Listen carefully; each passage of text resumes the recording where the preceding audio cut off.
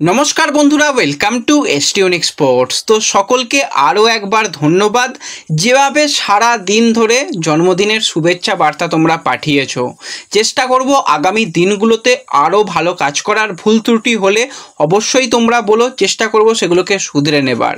তো আজকে এই ভিডিওতে বেশ কিছু ইন্টারেস্টিং আপডেট রয়েছে।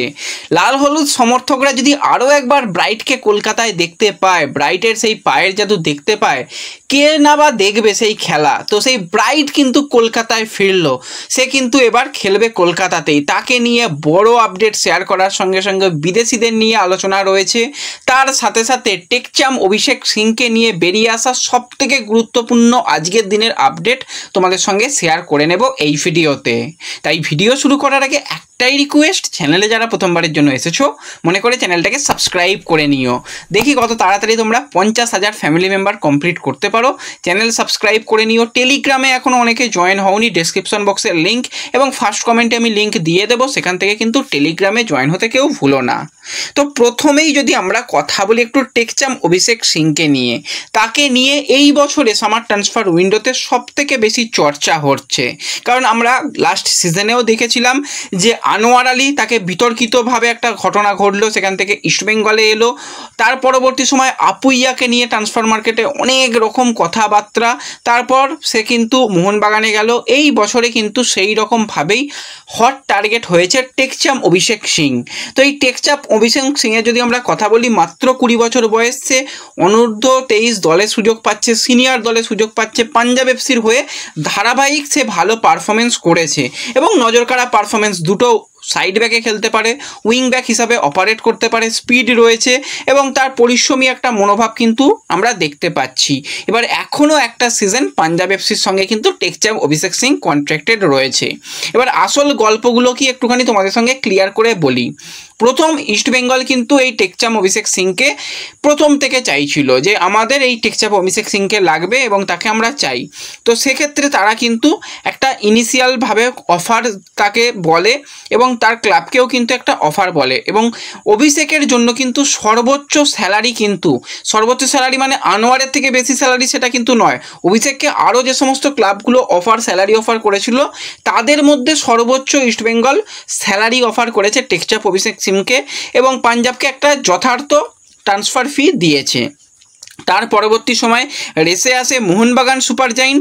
মোহনবাগান সুপার জায়েন্টও কিন্তু সিমিলার ইস্টবেঙ্গল যেরকম অফার দিয়েছে, সেই অফার কিন্তু ইস্টবেঙ্গল মানে স্যালারি যেই অফার ছিল টেকচামের, একই সেম অফার কিন্তু অভিষেককে বলেছে।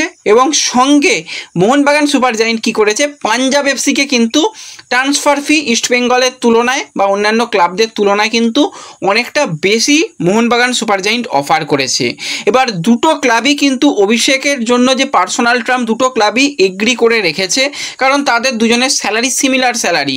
এবার ইস্টবেঙ্গলে এলে সে ওভারঅল সবথেকে বেশি গেম টাইম পাবে, মোহনবাগানের তুলনামূলক কম গেম টাইম পাবে, এটাই কিন্তু পার্থক্য।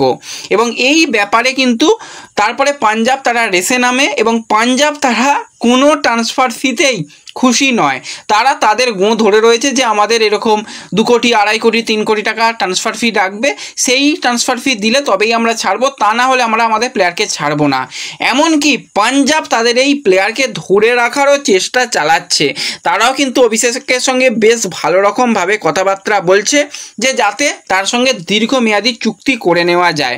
তারা কিন্তু কোনো ট্রান্সফার ফি নিয়েই খুশি নয়। এর মধ্যে এফসি গোয়া তারা এন্টার করেছিল এবং তারা মানালো, তারা পার্সোনালিভাবে কথাবার্তা বলেছিল যে তুমি গোয়াতে আসতে পারো, গোয়াতে এলে তোমাকে ফার্স্ট চয়েস হিসাবে দেখা হবে। সেক্ষেত্রে কিন্তু গোয়া যেটা স্যালারি অফার বা ট্রান্সফার ফি অফার করেছিল সবার থেকে কম, ইস্টবেঙ্গল মোহনবাগানের তুলনায় কম। এবার অনেকে এখানে বলছে যে মানালো এই করেছে ওই করেছে। দেখো ব্যাপারগুলো বলি, মানালোর একটাই এখানে ভুল, মানালো জাতীয় দলের কোচ। যদি অন্য শুধু এফসি গোয়ার কোচ থাকতো তাহলে এই অসুবিধা হতো না। এর আগে যখন আমরা দেখেছিলাম, এর আগে যে জাতীয় দলের কোচ ছিল, সেই কোচের সময় যখন জাতীয় দলের প্লেয়াররা খেলতো, তখন সাহাল যখন কেরালা ব্লাস্টার্স ছেড়ে মোহনবাগানে এসেছিল, প্রথমেই কিন্তু জাতীয় দলের কোচের সঙ্গে কথাবার্তা বলে যে আমার কাছে এরকম মোহনবাগানের অফার রয়েছে, আমি কি করব। তখন জাতীয় দলের কোচ ইগোর স্টিম্যাচ তাকে সাজেশন দিয়েছিল, হ্যাঁ তুমি মোহনবাগানে জয়েন করতে পারো, মোহনবাগান তোমার জন্য খুবই ভালো অপশান হবে এবং সেখানে গেলে তুমি চ্যাম্পিয়ন হতে পারবে। এগুলো কিন্তু হয়েছিল। তো সেক্ষেত্রে সেইভাবে মানালো কিন্তু এই রকম কাজটাই করেছে, কিন্তু মানালোর ব্যাপার একই, সে জাতীয় দল এবং এফসি গোয়ার উভয়ের কোচ বলেই এখানে অনেক রকম কথাবার্তা হচ্ছে, এছাড়া কিন্তু খুব একটা বেশি কিছু নয়। তো আজকের দিনে দাঁড়িয়ে এরকমটাই আপডেট রয়েছে, পাঞ্জাব তারাও চাইছে তাদের প্লেয়ারকে ধরে রাখতে। তো দেখা যাক শেষ পর্যন্ত এই ডিলটা কোন দিকে গড়ায়, সেই দিকে নজর থাকবে। আজকে বেশ কিছু বাংলা সংবাদপত্র থেকে বলা হচ্ছে যে মোহনবাগান তারা কিন্তু অভিষেককে পাচ্ছে না, তাহলে কি সে গোয়ায় যাচ্ছে নাকি ইস্টবেঙ্গলে যাচ্ছে, অনেক জটিলতা ছিল। আশা করছি আজকের দিনে যেগুলো আপডেট ছিল সেগুলো তোমাদের সঙ্গে ক্লিয়ার করতে পারলাম। পরবর্তী সময় যদি আরও ইস্টবেঙ্গল একটা রিভাইসড অফার কিন্তু পাঠিয়েছিল ট্রান্সফার ফি, সেটাও তাদের দেখুক পাঞ্জাব, তারপর যা হবে না হবে সেই দিকে অবশ্যই আমাদের নজর থাকবে। তো এর সাথে সাথে যদি আমরা একটু বিদেশি প্লেয়ারদের নিয়ে কথা বলি, প্রথমেই খুবই আমার ভালো লাগতো এই বিদেশি প্লেয়ারকে নিয়ে, তাকে নিয়ে একটুখানি কথা বলে নিই। 35 বছর বয়সী স্লোভানিয়ার সেন্টার ফরওয়ার্ড লুকা ম্যাক্সেনের কথা। তো লুকা কিন্তু পাঞ্জাবের হয়ে কিন্তু সে দুর্দান্ত পারফরমেন্স করেছে, কারণ এই সিজনেও পাঞ্জাবের হয়ে যথেষ্ট গোল অ্যাসিস্ট তার কাছ থেকে দেখেছি। 24টা ম্যাচে 14টা গোল, 3টে অ্যাসিস্ট। একটা বড়সড় ইঞ্জুরি পাওয়ার পরও সে যেভাবে পারফরমেন্স করেছে, তার আগের সিজনেও পাঞ্জাবের জার্সি গায়ে গোল করেছে, তার আগেও পাঞ্জাবকে আই লিগ চ্যাম্পিয়ন করার পিছনে কিন্তু লুকার অবদান ছিল। তো অবশেষে কিন্তু সম্পর্ক এখানেই শেষ হলো। আগের বছর এইভাবে ছেড়ে দিয়েছিল পাঞ্জাব, কিন্তু তাকে আবারও পরে সাইন করিয়ে নিয়েছিল। তো এখানেই কিন্তু তার অভিযান শেষ হলো। পাঞ্জাবের হয়ে টোটাল 75 ম্যাচে 40টা গোল, 8টা অ্যাসিস্ট কিন্তু লুকার কাছ থেকে দেখতে পেলাম। এবং লুকার কাছে অলরেডি কিন্তু বেশ কিছু আই লিগ ক্লাবের অফার এসে পৌঁছেছে, এখনও সে ফাইনালি কোনো জায়গায় সিগনেচার করেনি। দেখা যাক, লুকাকে কলকাতায় দেখার সম্ভাবনাও রয়েছে, ডায়মন্ড হারবার কিন্তু তাকে নজরের মধ্যে রাখছে, এছাড়া আরও কিছু ক্লাব কিন্তু রয়েছে। এবং এর সাথে সাথে আমরা যদি একটুখানি চেন্নাইন এফসিকে নিয়ে কথা বলি, চেন্নাইয়ের ক্ষেত্রেও তোমাদের জানিয়েছিলাম অন্তত 8 থেকে 9 জন প্লেয়ার কিন্তু বেরিয়ে যেতে চলেছে। তো সেইভাবেই কিন্তু 31 বছর বয়সী ইংল্যান্ডের সেন্টার ব্যাক পজিশনের প্লেয়ার রায়ান এডওয়ার্ডসকে নিয়ে যদি কথা বলি, সে কিন্তু চেন্নাইন এফসির হয়ে 2টো সিজন খেললো, ক্যাপ্টেনশিপ করেছে, যথেষ্ট ভালো ডিফেন্স সামলেছে। এবার তারও কিন্তু বিদায় ঘন্টা বেজে গেল। চেন্নাইন এফসি অফিসিয়ালি কিন্তু তাকে থ্যাংক ইউ পোস্ট জানিয়ে দিয়েছে, তাকে কিন্তু ছেড়ে দিয়েছে। এবং এর সঙ্গে সঙ্গে তোমাদের সকলকে বেশ কিছুদিন আগেই জানিয়েছিলাম ইস্টবেঙ্গল সমর্থকদের নয়নের মণি ব্রাইট এনোবাখারে সে কিন্তু আবারও কলকাতায় আসতে চলেছে।